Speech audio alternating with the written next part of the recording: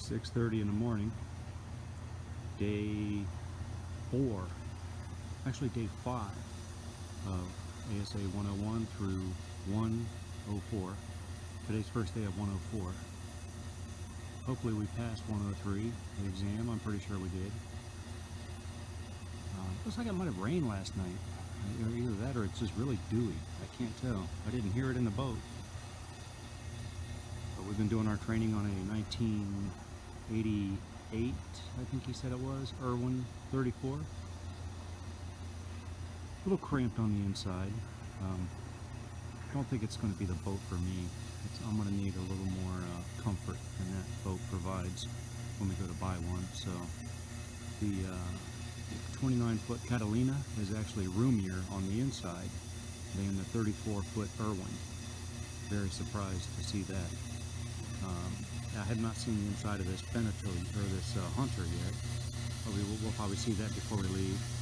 And he has a 52 or 51-foot Beneteau over here that he said that he'll let us go on, maybe even take out before the end of the class.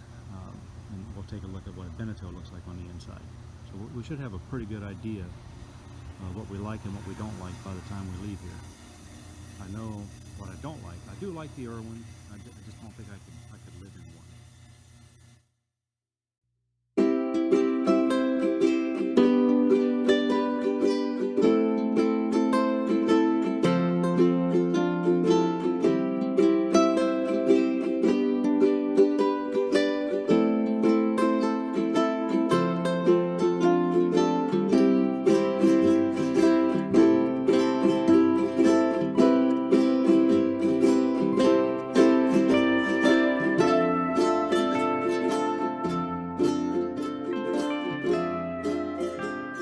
Because it has internal fuel pumps.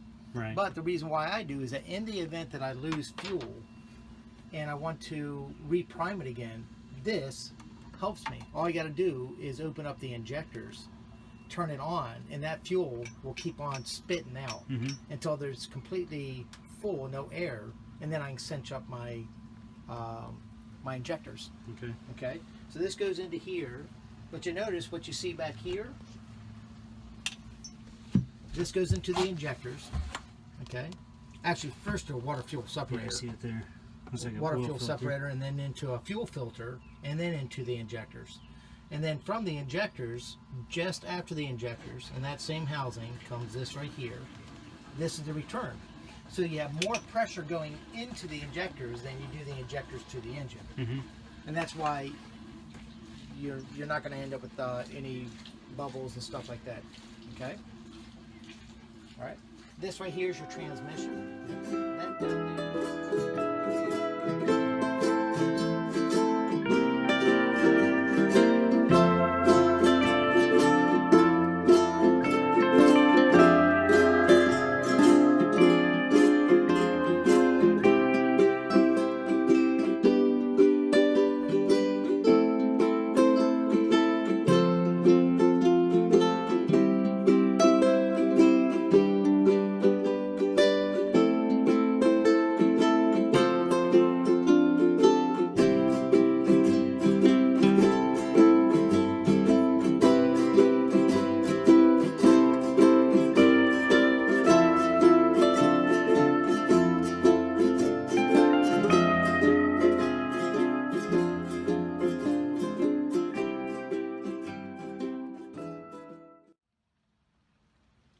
We just brought Serendipity over to the fuel dock and a pump out. Maria learned how to pump out and fuel.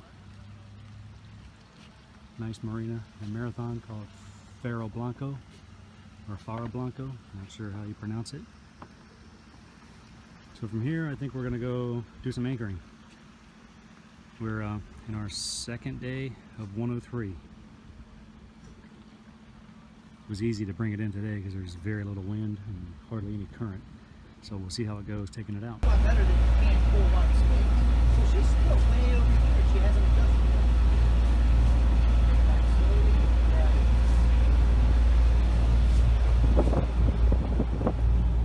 This thing has a lot of pit here. I don't feel like I need to make an adjustment. Yeah,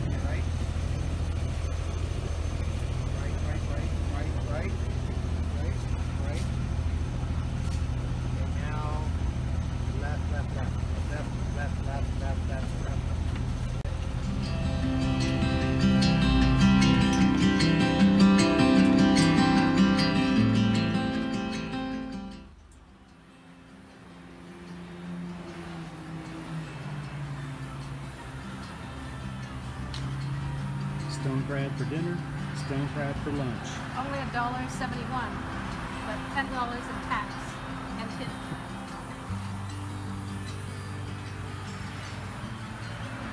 What's the name of this place? Cuban Cafe. Cuban Cafe. This is my Cubano sandwich. It's too hot to eat right now, so I'm just gonna watch Maria eat her stone crab. I'll give you a walnut cracker. And this, one of it's sterile. Stick in a lime. And you get the stone crab claw out. Wow, look at this. You want one, Ron?